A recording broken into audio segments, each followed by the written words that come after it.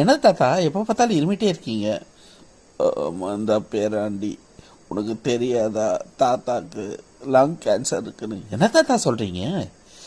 ஆமாண்டா பேராண்டி, டாக்டர் போன வாரம் தான் தாத்தாக்கு லங் கேன்சர் இருக்கிறத கண்டுபிடிச்சாங்க.